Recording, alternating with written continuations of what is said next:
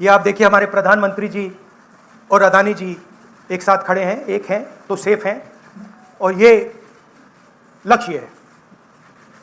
तो उन्होंने अपना नारा दिया है, हम उनका थोड़ा नारे को आपको समझाना चाहते थे। धन्यवाद राहुल जी। चुनाव है, अरबपति चाहते हैं कि मुंबई की जमीन उनके हाथ चले जाए। एस्टिमेट है 1 लाख करोड़ का एस्टिमेट है। एक अरबपति को 1 लाख करोड़ रुपए देने की बात है। ये बैकग्राउंड मैं आपको दे रहा हूं। हमारी सोच है कि महाराष्ट्र के किसानों को, गरीबों को, बेरोजगार युवाओं को मदद की ज़रूरत है। रोजगार, महंगाई मेन इश्यूज हैं, और हमने क्लियरली बोला है, हर भाषण में मैं बोलता हूं कि हमारी फोकस महिलाओं की मदद करने का है। 3,000 रुपये हर महिला के बैंक अकाउंट में हम डालेंगे। फ्री बस ट्रैवल होगा महिलाओं के लिए।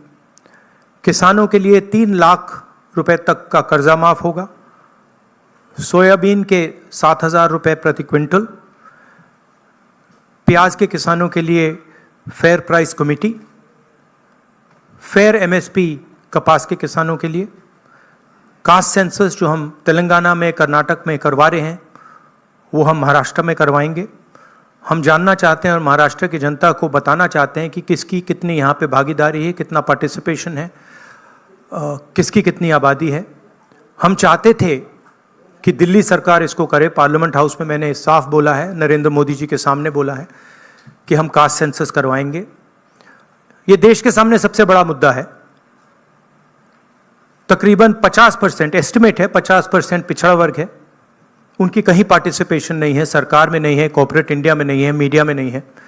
15% दलित हैं, 8% आदिवासी हैं, उनकी भी कोई पार्टिसिपेशन नहीं है। तो कास्ट सेंसस सेंट्रल पिलर है हमारी स्ट्रेटजी का।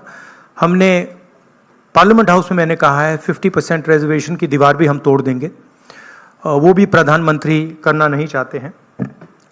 हेल्थ इंश्योरेंस का हमारा यहाँ एक स्कीम है जो राजस्थान में बहुत सक्सेसफुल था। 25 लाख रुपए का स्वास्थ्य बीमा गरीब लोगों को, किसानों को, मजदूरों को, बेरोजगार युवाओं को ऑपरेशन की ज़रूरत हो, दवाई की ज़रूरत हो, एमआरआई की ज़रूरत हो, जो भी मेडिकल फैसिलिटीज़ की ज़रूरत हो, 25 लाख रुपए तक की फैसिलिटी हमारी सरकार प्रोवाइड करेगी।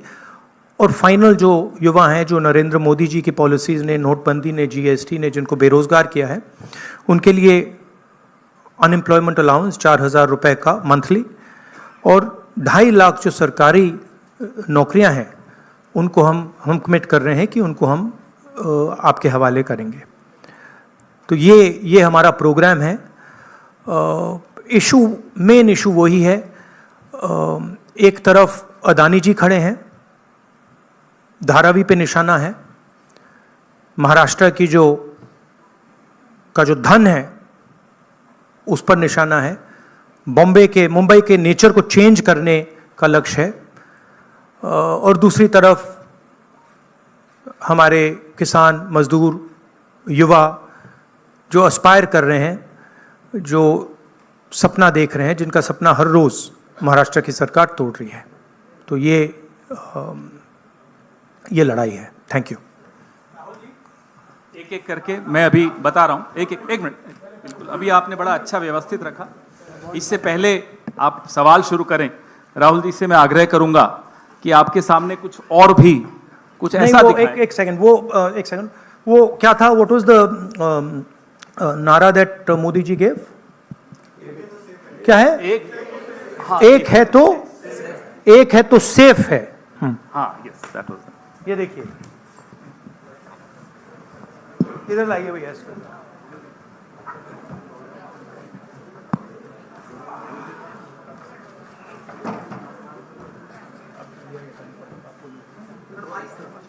ये है नरेंद्र मोदी जी का एक है तो सेफ है। ये देखिए, एक है तो सेफ है।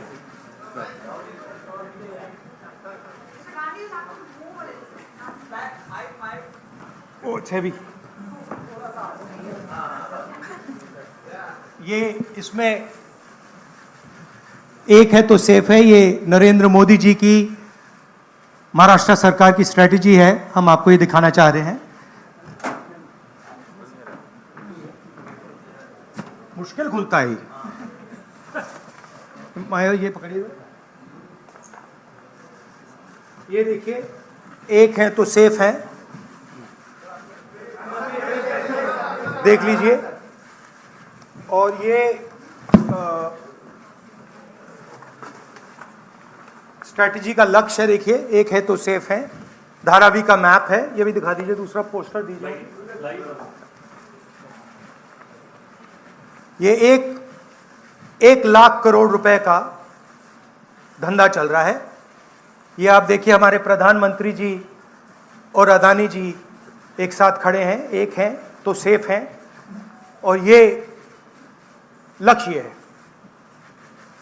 तो उन्होंने अपना नारा दिया है, हम उनका थोड़ा नारे को आपको समझाना चाहते थे।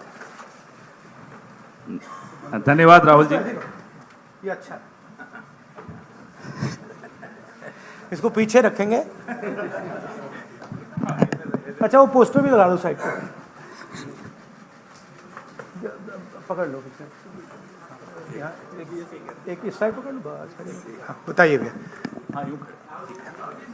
एक सेकेंड, आलोक देशपांडे, इंडियन एक्सप्रेस। राहुल जी, आप हमेशा कहते आए हैं कि महाराष्ट्र के डीएनए में कांग्रेस है। तो जब से ये इलेक्शन का मुद्दा शुरू हुआ, तब जब विकास का मुद्दा था, तो आज वो आके कटेंगे तो कटेंगे, वोट जिहाद, इन मुद्दों पे आके रुक गया है। तो क्या आपको लगता है कि इन सारी स्लोगन्स की वजह से महाराष्ट्र के डीएनए को नहीं, उनका जो स्लोगन, मेन जो स्लोगन है, एक है तो सेफ है, वो मैंने इतनी अच्छी तरह आपको दिखाया है, उसको समझाया है कि एक है तो सेफ है। एक कौन है? एक नरेंद्र मोदी जी हैं, अदानी जी हैं, अमित शाह जी हैं। सेफ है तो कौन सेफ है? अदानी जी सेफ हैं। कष्ट किसको होगा? धारावी की जनता को होगा। नुकसान किसका होगा? धारावी की जनता को होगा। जो हिंदुस्तान की स्मॉल और मीडियम इंडस्ट्रीज हैं, जिसका एक चिन्ह धारावी है, उसको एक व्यक्ति के लिए खत्म किया जा रहा है। तो लड़ाई यही है।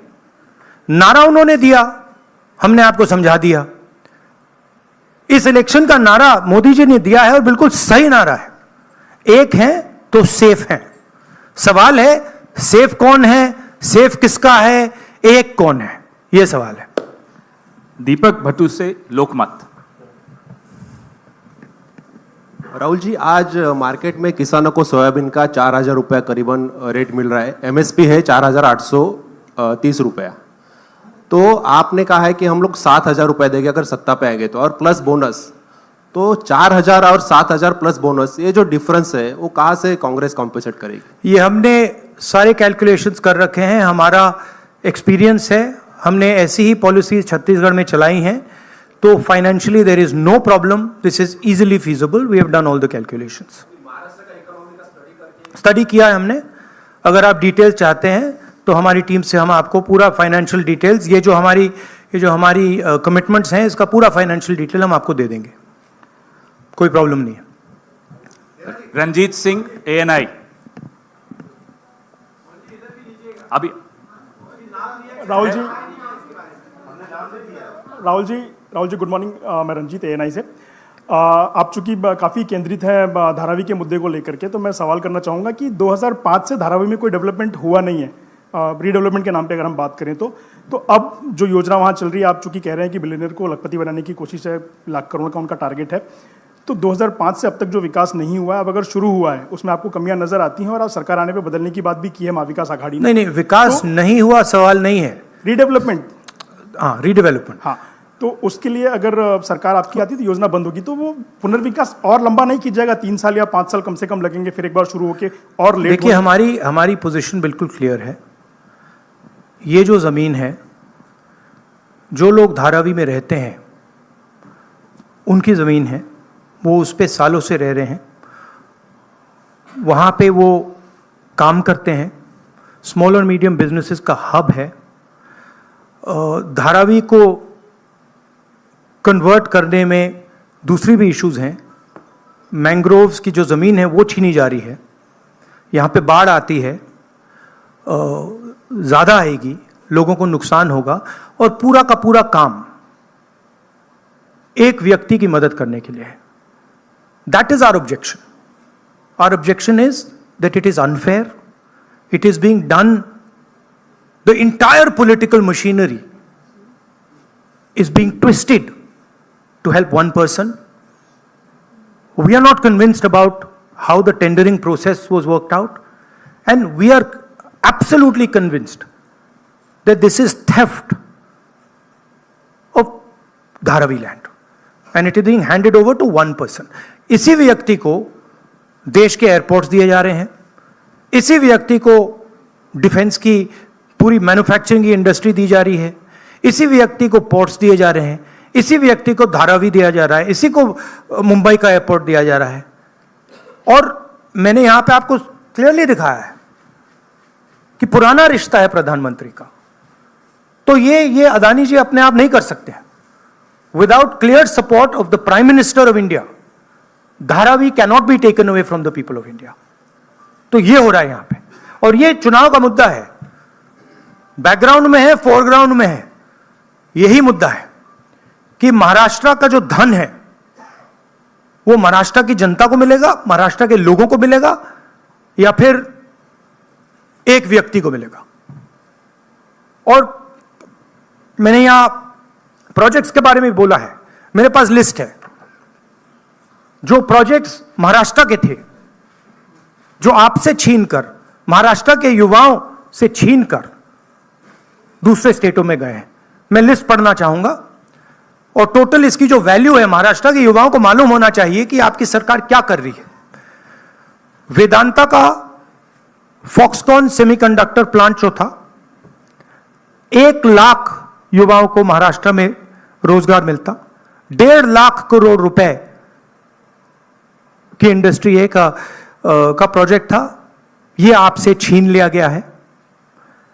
टाटा एयरब्रश प्रोजेक्ट, 6000 युवाओं को हाईली टेक्निकल रोजगार मिलता, 1.8 लाख करोड़ रुपए का प्रोजेक्ट है, यह आपके हाथों से छीन लिया गया है।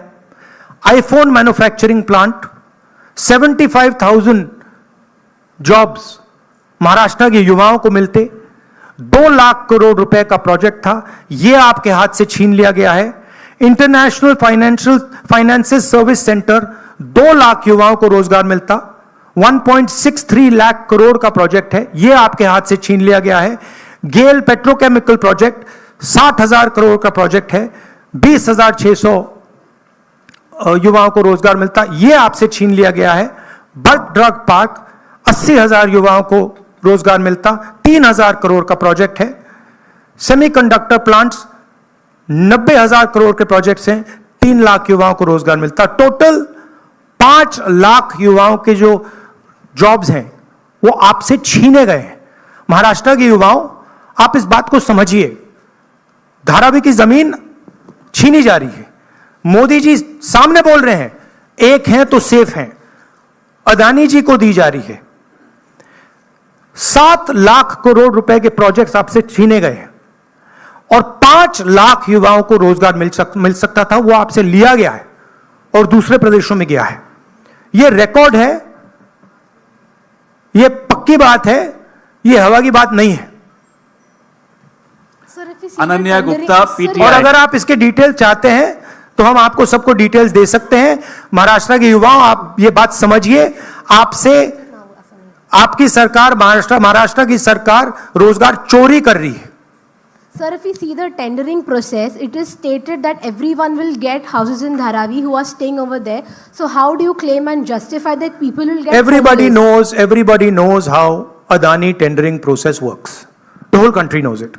Okay, everybody knows how CBI is used, how ED is used, how income tax department is used, how people are pressured. An example is sitting in front of you in Mumbai airport. It's there for everybody to see.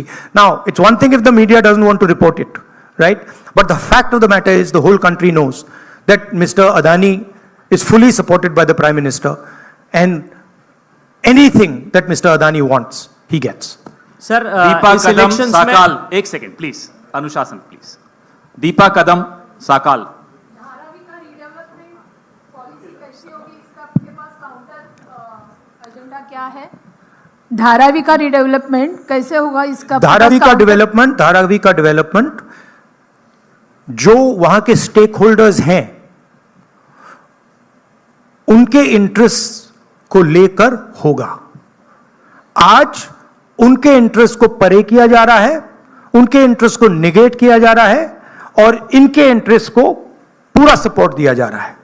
और सिर्फ धारावी की बात नहीं है, दूसरी जमीन की बात है, मैंग्रोव्स की बात है, मुंबई की फ्लडिंग की बात है। तो ये सिंपल चीज नहीं है कि भाई सिर्फ धारावी जा रहा है, ये बड़ा कॉम्प्लिकेटेड डिसीजन है। और हम चाहते हैं कि जो धारावी के स्टेक होल्डर्स हैं और मुंबई की जनता का इसका फायदा हो। तो जो भी होगा स्टेक होल्डर्स से पूछकर, स्टेक होल्डर्स के पार्टिसिपेशन के साथ होगा। एक व्यक्ति के लिए सारे रूल्स तोड़कर नहीं होगा। राजू सोनवने, एबीपी माझा।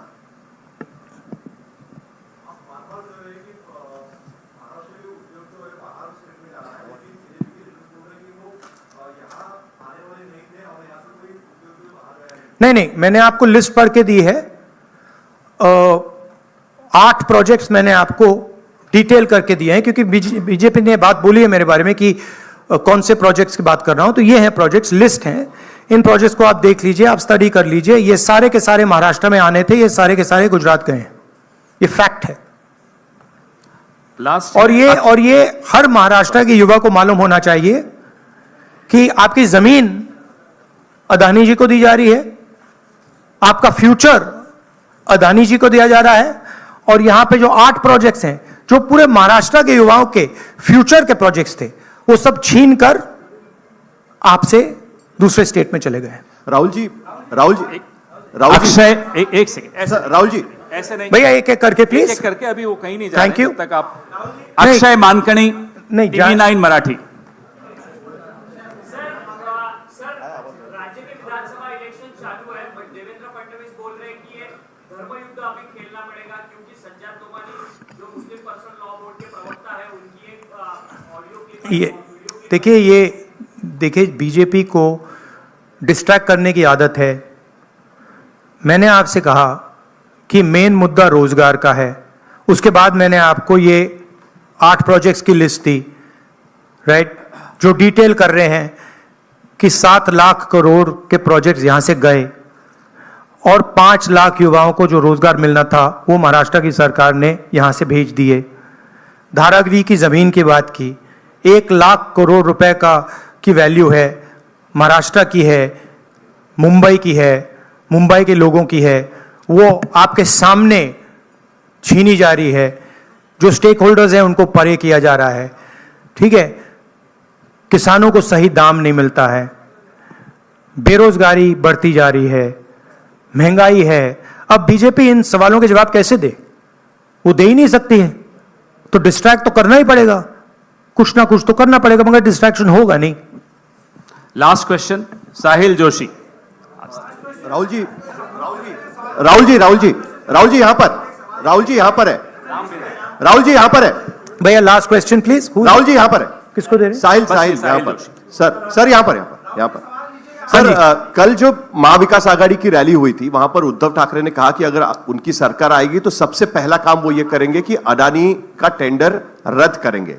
क्या आपको लगता है कि आप और शिवसेना यूबीटी इस बात पर ज्यादा पॉलिटिकली अलाइंड है, आइडियोलॉजिकली आप ज्यादा अलाइंड है? कल आपके ट्वीट का भी उन्होंने जिक्र किया था जो आपने बाला साहब ठाकरे के इस पर किया था, तो आपको लगता है कि आप दोनों ज्यादा अलाइंड है इस चीज नहीं, पर? देखिए सिंपल सी बात है,